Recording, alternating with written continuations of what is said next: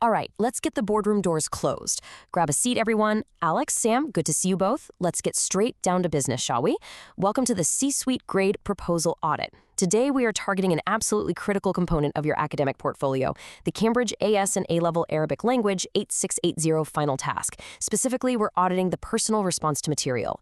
Now look, this explainer isn't just about giving you a few tips. It's designed to completely re-engineer your entire approach so you can meet the absolute highest standards of the Cambridge examiners.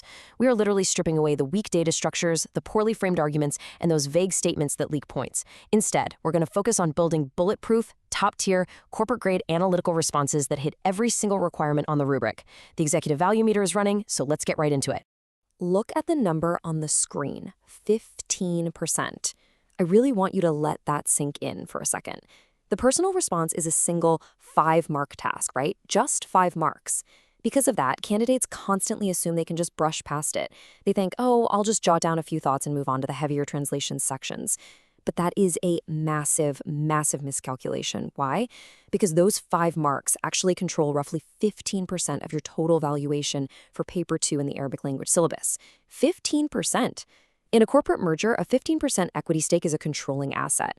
In your exams, it's the difference between a mediocre grade and an elite Band 1 valuation. This is exactly where elite candidates secure their A stars. Every single fraction of a percent matters. If you take a hit here, you're putting yourself at a severe disadvantage before the core paper is even finished. You're basically leaving money on the table. We are going to ensure you capture every single one of those 5 marks. No compromises. So here's our strict time-blocked agenda for today's compliance audit. 1, the executive briefing. 2, the procedural framework. 3, core assessment objectives. 4, analyzing critical liabilities. 5, critical evaluation tactics. And finally, 6, the final compliance audit. Let's move. Part 1, the executive briefing. Okay, to succeed at the highest tiers of Cambridge AS and A-Level Arabic, we have to establish our academic benchmarks immediately. You need to understand how the examiners actually grade your paper. Sam, I know you love to give me the big picture, and Alex, you tend to just list out details. But the core principle you both must internalize is this. The assessment framework prioritizes analytical depth over superficial breadth. You absolutely cannot simply list a dozen shallow observations and expect top marks. It just doesn't work that way. Cambridge utilizes what we call a method mark strategy. What does that actually mean? It means maximum valuation is awarded for your systematic analytical process, not just the final product. Think of it like a math exam. If you just write down the final answer without showing you're working out, you don't get the points, right? The examiners are essentially auditing your workflow. They want to see how you think. If you jump straight to your conclusion without showing the structural reasoning, the evidence-based logic from the Arabic text, and the systematic analysis, your score literally plummets. By doing that, you're essentially asking the board to just trust your gut feeling rather than proving your due diligence.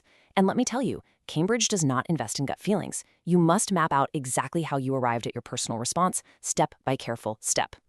Part 2, the procedural framework.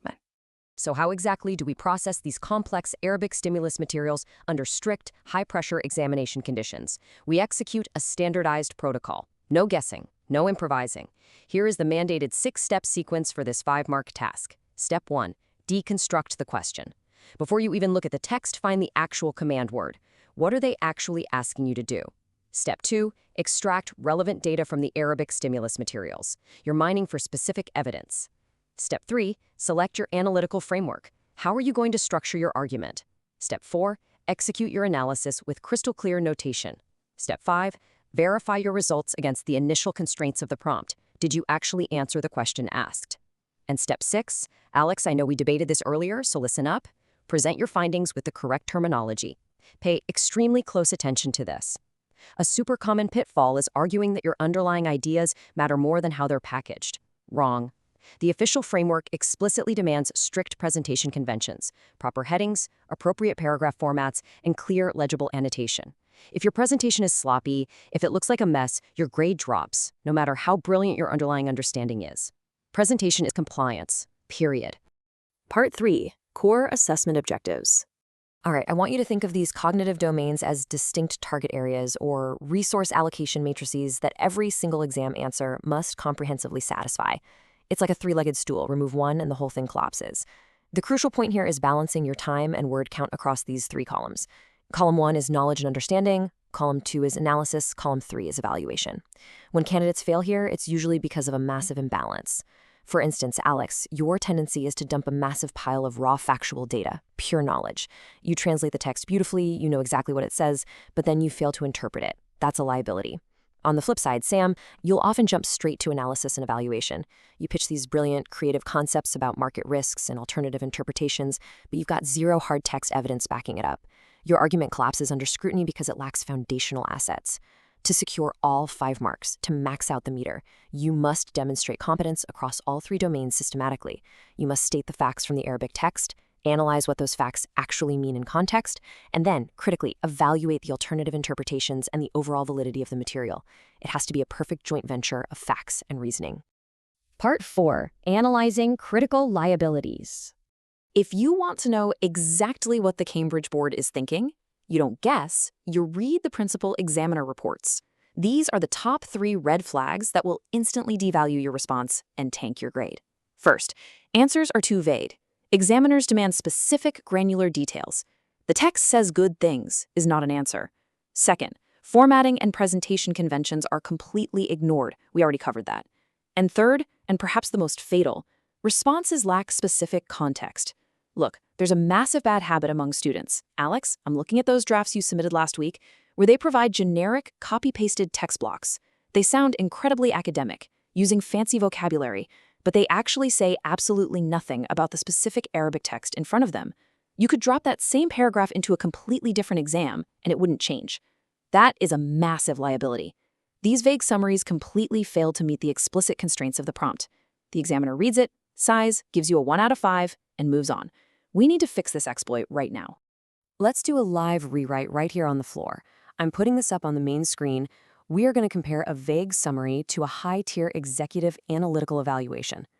Look at the generic statement on the left. It reads, "The author talks about technology being good but also bad."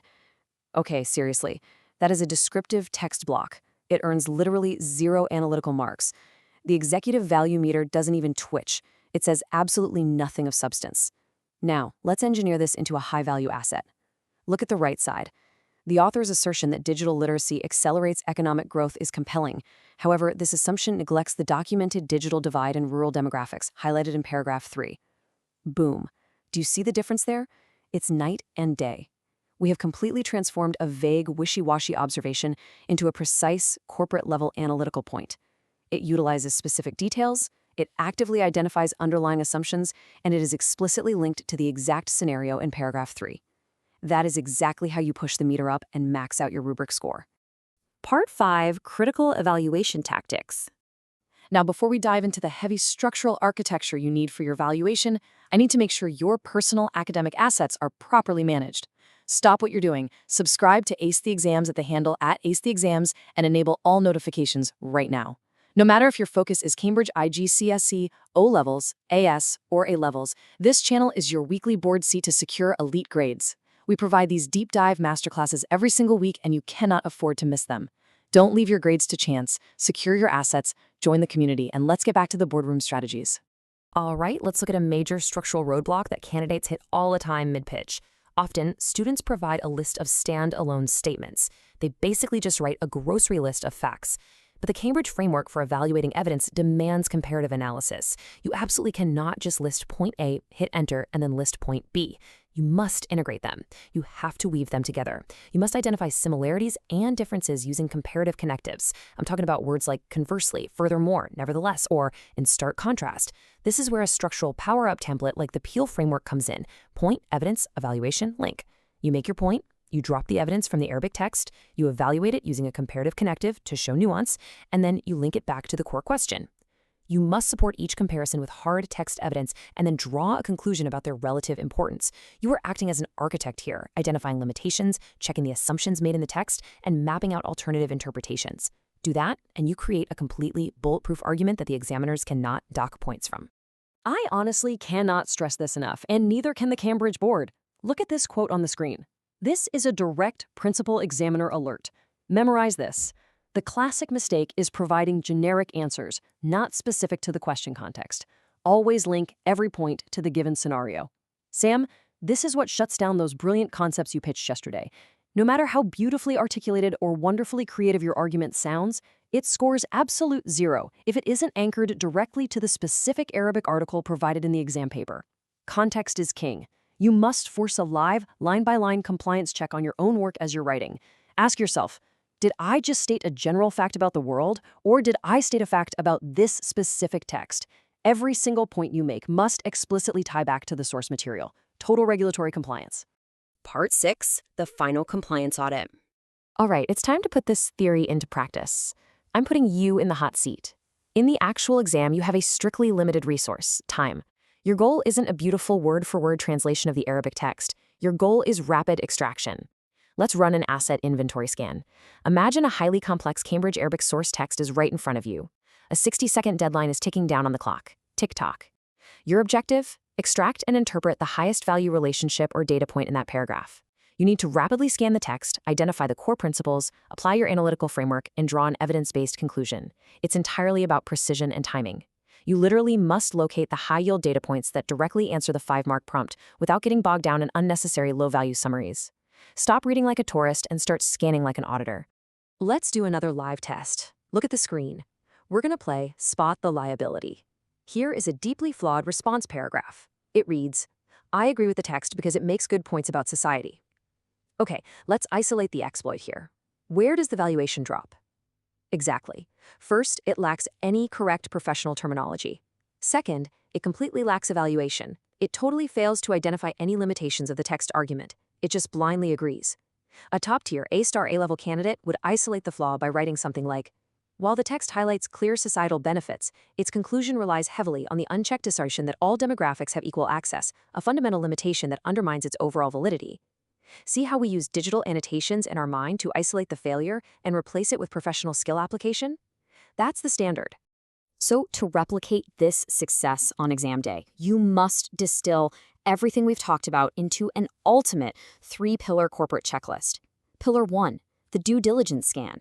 This is your decoding phase. This is where you meticulously break down the command words and extract specific data from the Arabic text before you write a single word. Pillar 2, the resource allocation matrix. This is your timing.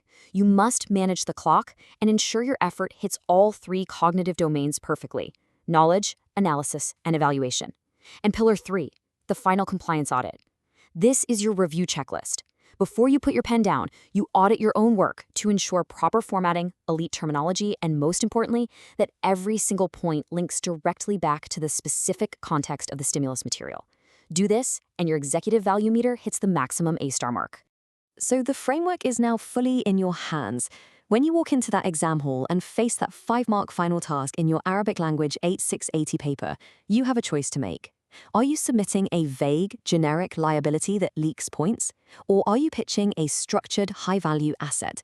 To ensure you maintain your academic edge and keep your portfolio in the top bands, subscribe to Ace the Exams at @Ace the Exams and enable the notification bell for our weekly boardroom sessions. I want you to drop a comment below right now. State your target grade, your qualification tier, and your subject. Put it in writing. Commit to your goals, implement these executive strategies, and we'll see you in the next explainer. Class dismissed.